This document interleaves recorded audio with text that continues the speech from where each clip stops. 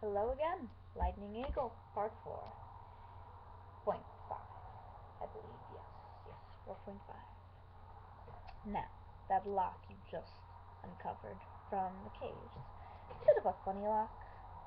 You heard a series of clicks as you did this. The bars moved. They all turned to the right, moved down to the edge of the dish. The two sides of the padlock break away. The whole cage swings open on both sides. The key disappears. And now the bird is free. It stares at you for a few moments. It winks at you. And then flies off into the unknown. And really, that was just scratching the surface. Let's dive right in, shall we? Part 2. Legitimate part 2. A land to never exist. Dun dun dun dun. Now, there is a vast body of water all around you. Are you drowning? Nah, you're waiting. You're frozen in water. No, you're not cold. The temperature is mutual to the temperature above. As if you were on land, a wind hits your face from within the water. This is another world. A world below a world. No, not the underworld. A water world. You can breathe well. Take a look at yourself. You have gills. On your back you have two small flippers, and a gigantic tail as well as feet. No, you're not a mermaid, so to speak, or a merman. You are unknown. No one can see you, or hear you, speak to you. Nothing. No one can hear you speak. Nothing. A spirit passing through, as they say. Or are you?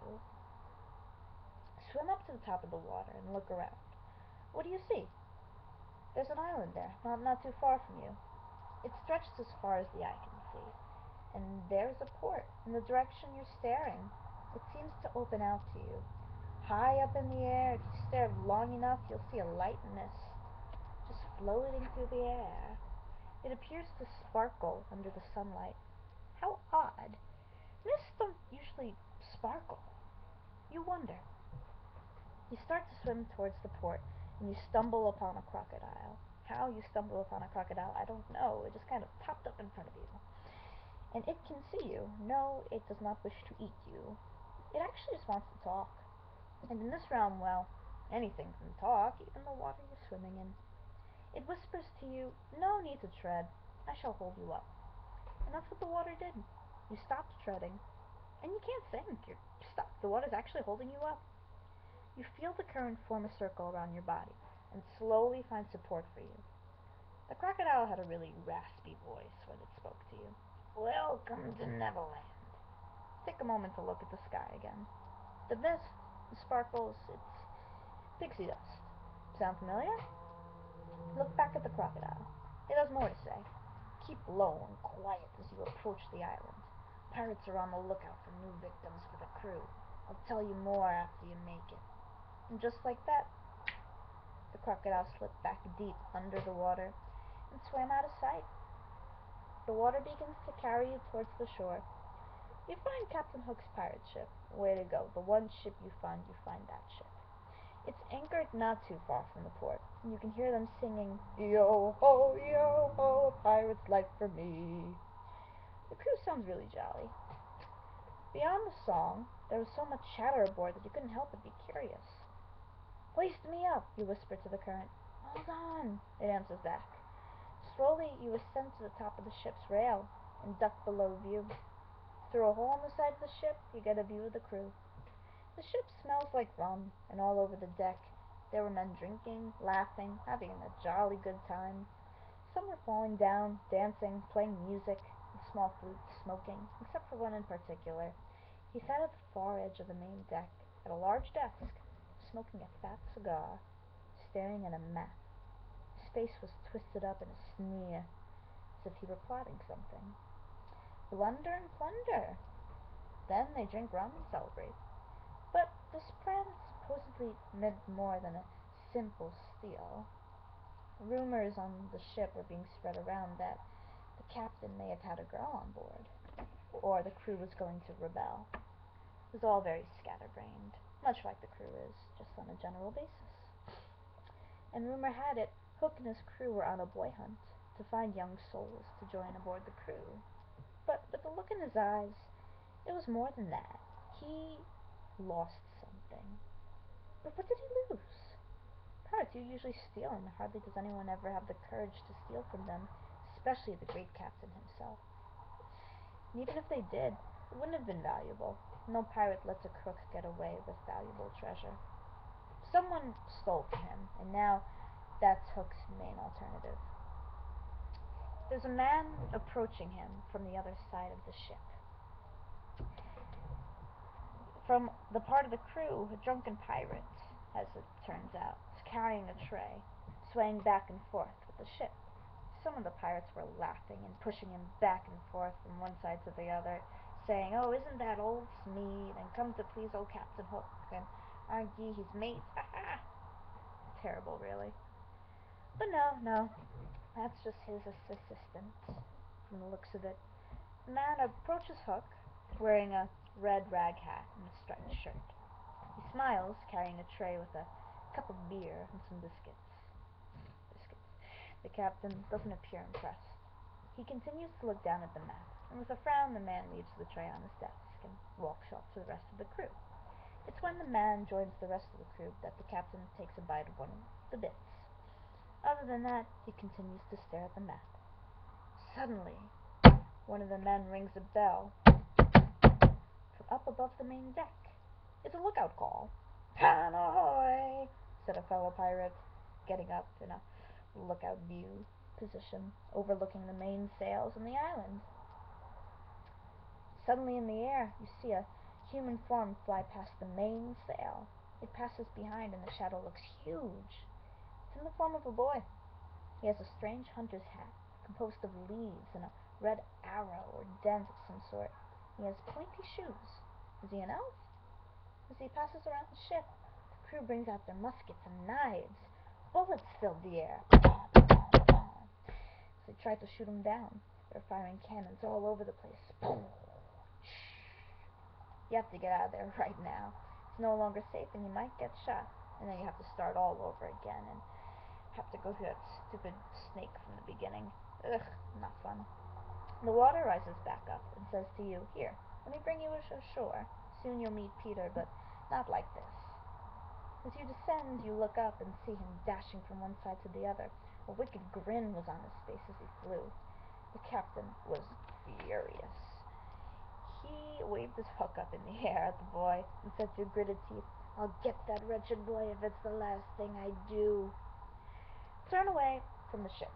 It's time to head to shore. Begin drifting towards the harbor as the water carries you there.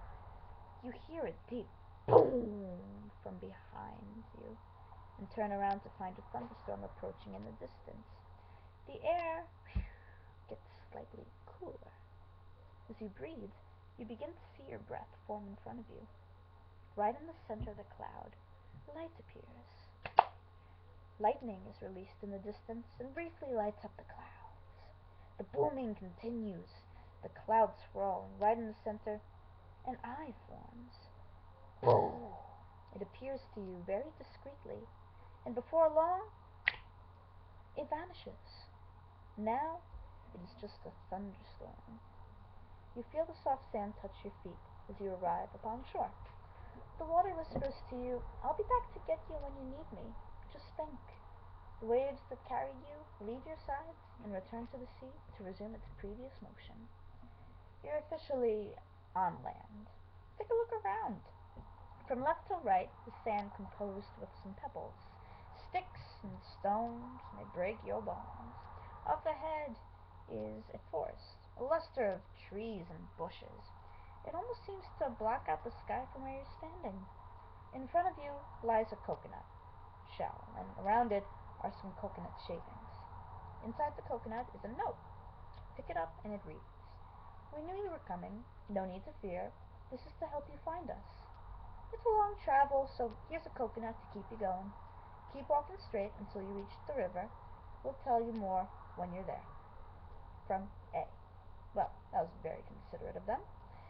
People you're going to find will help you in this realm, or dream, or reality, however it is you view it. Trance. I like trance, personally. Begin your journey walking up the hill. Save the coconut in your backpack. Yes, now you have a backpack. Style it any way you would like. Obviously, since you now know how to use lightning, summoning colors and patterns is not too hard to do. As you move up the hill, a road appears in front of you through the trees. Follow it. The trees appear to rise up and bend over into each other, creating a tunnel of wood and leaves. Sunlight can be seen on the grass, but only to a certain point. Then, all the light cuts out. Up ahead, you see nothing. Pitch black. You can smell pine wood in the air. Suddenly, you smell smoke. What's burning? You see absolutely nothing. No flames, but you can smell it. You feel the earth beneath your feet begin to sink down, down. No, not quicksand. You're on a square patch of grass with dirt falling down to nowhere. Fast! Jump forward! As you jump, the patch of ground disappears and you launch onto a cement square patch. Suddenly, everything lights up. Phew. Candles in the corners are lit, and multiple torches are in the trees. In front of you and behind you are squares. Some are cement and some are patches of grass, right up to the paint before the sun was up. When you came in, there's now paint. The very tip, actually. As you look, you realize as the sunlight is shining a narrow point, every spot to its right and left has a square, but not in the actual point itself. Could it be the sunlight that affected the trap? What you have entered is a pirate trap. Traps like these have been set all around Neverland to catch any scallywags looking for treasure, which is rightfully owned to those who catch it first. Piracy counteracting piracy. So, these cement spots control the trap. Trigger points. They're oddly spaced, which is a part of it, basically. The closest one to your left is 2 spots away. The one to your right is 4 spots away. Eyeballing the whole trap, there are about 10 wide rows vertically, 8 rows horizontally, each with an uneven amount of grass patches and cement patches. Tricky? Look at it this way. Anything can be done here. Anything. Use the sunlight to move the cement patches. There are more grass patches than cement plates, so you'll have to reuse them. Using sunlight, or any kind of light in that matter, can be done in the same manner that you possess lightning. Most pirates have no superpowers, so they would never be able to get out of this trap alive. Well, then we'll get into Captain Hook's story, and your eyes might roll out of your head, but I won't get into too many details. He's a man of many lies, hidden truths, cheated past, guilty heart, and on top of that, a childhood obsession. Wonderful guy, you'll meet him later, and not in the way you'd expect. Can't exactly say he lies too much. A better way to put it is he keeps his word, but he twists it to work in his favor. Very sneaky man, but all in all, still somewhat a man. One of the reasons why he got the Jolly Roger, actually. Little did he know. The ship had much more to it than he could have ever imagined. It was enchanted. The Lost Boys can tell you more on that. They've had many encounters with its magic. It's a very dark form. One not to be tampered with. Except you. That is where you come in. And that is where the story changes. You can use that magic. You can fight him. You just need to try. Sorry about the try again. You gotta do it. Sorry. Now, moving on. Let's move forward across the plates. I know, a little tricky. You'll figure it out. On the other side, there's a door. Step over to it. It's locked. The door is attached to a pulley system beside the tree it is implanted against. Beyond it would resemble a giant rabbit hole. To your right, a rope hangs down from a metal loop on the door.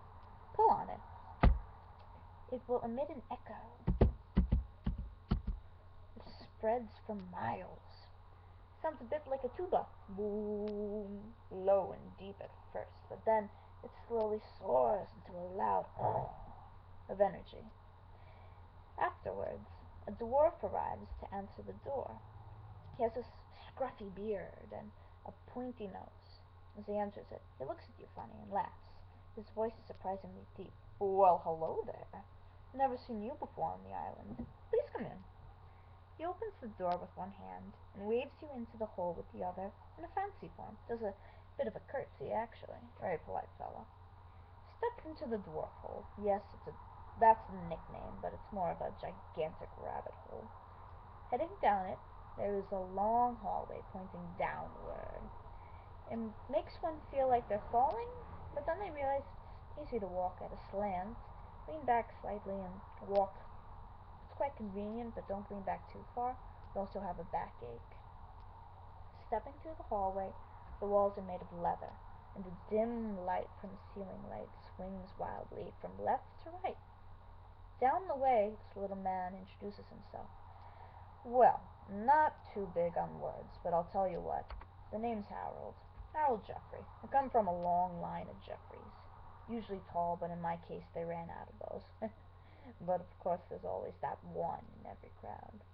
People used to call me the Stump because of my height. Not a fun thing really, but you get used to it. Now, I heard you arrived on the island not too long ago. Don't be shocked, there are eyes and ears all over this place. You'll see.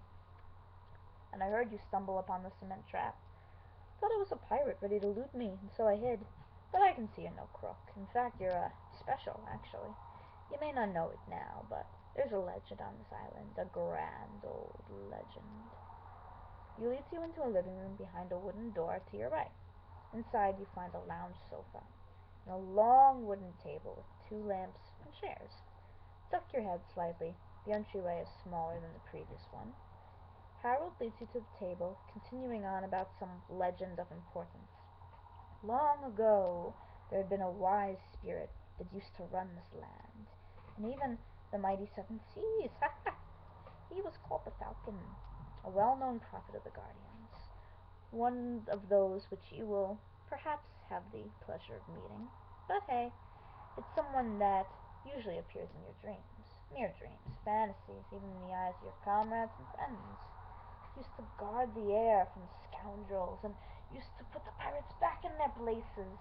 Oh, but all too often a greater force overcame him, a darker one, much darker. It made the night feel like a candle compared to its dark matter, an engulfing mass of nothingness, emptiness. And all too often it got in his way, and one awful day he paid a terrible price. He was soaring in a night such as this, but in a terrible, vast storm. He was overcome by dreary passings, and fell to the watery depths right by the feet of the One. He paused with a grim expression for a few moments. The room seemed to get colder every now and then. The lights mysteriously flickered. Then he broke out laughing, smiling. He said, "That's just an old joke to tell by the campfire. No one I know has ever seen a dark force, especially not I. I can tell you one thing, though. Something on this island is not right." He sits down at the table, and you do the same. The seat is slightly cold. Now, there could be magic. I'm not saying there is no possibility. I was raised up on this island. A little youngster told grand stories of kids fighting, grown-ups and winning, staying young forever, never ever growing up. To never grow up, the thing is people do grow up, just very slowly here. We are wild. This whole island has no limits, in some places not even considered land. More like an imaginary haven, safe haven for the sane, wicked travels for the lacking of, such a bundle of differences. Am I boring you? He pauses and waits for an answer.